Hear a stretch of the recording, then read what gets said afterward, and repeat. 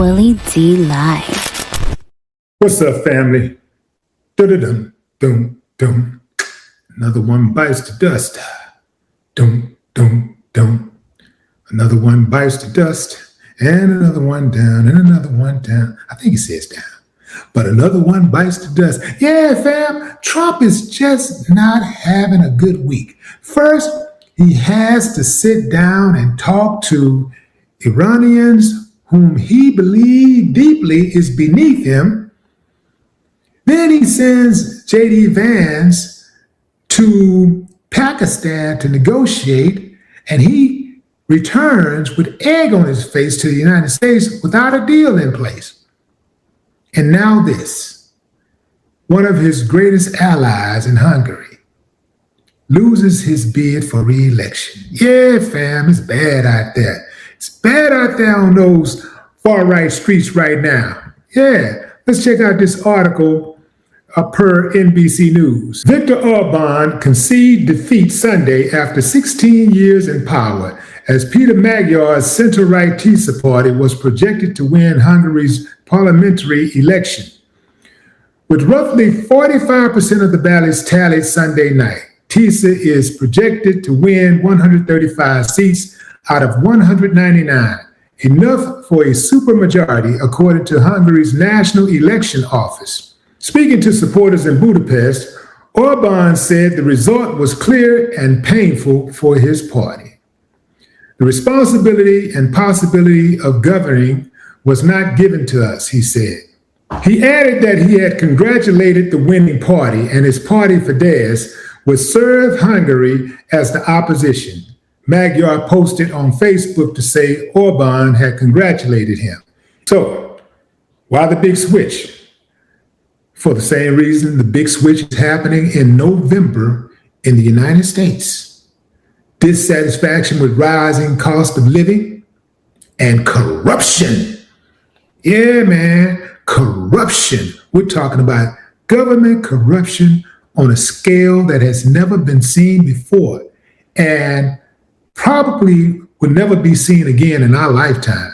It will be seen again because there's a little kid right now who's about 5 years old or something. He's studying. He's watching. Right now, he's just watching the mannerisms of Trump. He's going to start studying, and he's going to become just like him. He's going to aspire to be just like him. And there'll be a legion of dummies who are stupid enough to vote for him. Think about it, fam. Take all of your dummies who voted for him this time around and last time, and just follow the DNA. There's a trail. It's in their blood. They're going to pass that down to their grandchildren. Yeah, they're going to pass it down to their children, grandchildren, great-grandchildren. Yeah, man, it don't stop. Remember when we thought that race relations was getting better, and then Obama ran, and then all of these, I can't call them silent racists, but I would say dormant racists. Well, it wasn't really dormant either, but they were low-key. How about that? Low-key racists. Boy, they started coming out the woodworks. No, we want our country back. All those years, black people have been voting for white men. And we never said we wanted our country back. It was our country first. You never heard black people say, we want our country back. They got one black president who, by the way, was actually better than the previous guy and the guy who came after him, who succeeded him. And they want their country back. And they would rather it be in the hands of a lunatic than somebody who doesn't share their skin color. As long as it's the same skin color, hey man, hey man, do whatever you want to do, man. We just can't let them enjoy any prosperity, even though we all eat off of them. Yeah. I know y'all. I know you. You don't mind eating off us.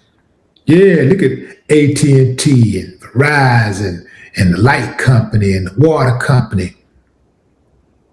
Look at all of the grocery stores, the chain stores, Walmart, Target, Ralph's, Randall's, Kroger's. Yeah, what they call that? Public. All those, they don't mind eating off of us. They don't mind taking the money. Yeah, they don't mind taking the money. They don't mind putting you on that football team, that basketball team. They just don't want you to own one. Yeah, they don't mind you getting some money, as long as they can control the purse strings. Yeah, I got you. Figured you out. I figured you out. Yeah, so anyway, fam, Trump don't have the same mystique that he once had. He don't have the same power. In fact, a Trump endorsement now hurts candidates. At one point, if Trump endorsed you and you were on the far right, you were a Republican, you were automatically in. You were automatically in. Well, now, the mystique is gone. The people have realized that this guy is a sham. And if you are endorsed by him, you must be a sham, because those are the only type of people that he really endorsed. He don't really endorse people who has integrity. He doesn't endorse people who have a good heart. He doesn't appoint those type of people. He does not nominate them. He doesn't recommend them. He only endorses people who will do his bidding. He only endorses people who likes him. It doesn't matter if you're bad for the U.S. It doesn't matter if you're bad for the American people. As long as you'll do his bidding, you got to be loyal to him. It ain't even about being loyal to the party anymore. At one point, it was about being loyal to the Republican Party. It's not about that anymore, because there's too many Republicans leaving. Too many of them are saying, "Hey, I'm not even going to run again. I'm going to wait till the smoke clears before I decide to ever seek office again." And it probably won't even be Republican. So they got to look at it like that. All of these candidates, all of these people who were once clamoring for a Trump endorsement are now trying to distance themselves, because they see now it don't work, and it ain't gonna work in November. Oh yeah, it's been too hard living, but they're afraid to vote. They're gonna be afraid to vote in November. They scared to death right now, fam. That's why they're trying to suppress the vote. Yeah, they doing everything they can to suppress that vote. Trump is doing everything he can to try to not have a vote. Yeah, he's trying to circumvent the Constitution. Yeah, this dude is coming up with all kinds of tricks to maintain power. The Republicans are going to employ the KKK, Proud Boys, neo-Nazis, far-right type dudes to do their bidding, to try to scare the Democrats. They always try to scare, we're going to civil war, we're going to civil war, civil. Well, y'all better be lucky I ain't the president. Because the first one I hear screaming civil war, I'll end you right then and there. I'll stop it. I'll nip it in the bud. Where the troublemakers? Who the troublemakers are? See, that's how you got to be with them. You know, how they do with everybody else that ain't white. You know what I mean? Like, you start talking about a civil war, you're going to do this, you're going to kill this person, you're going to hurt this person. Man, they come down on you so fast. I mean, before you even, man, you can be thinking about doing something like that, and they'll show up at your door. And Mr.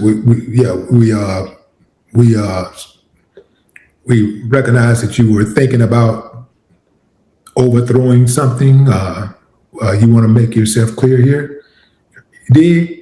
Yeah, fam. So, yeah, they could nip a whole lot of that stuff in the bud if they want to.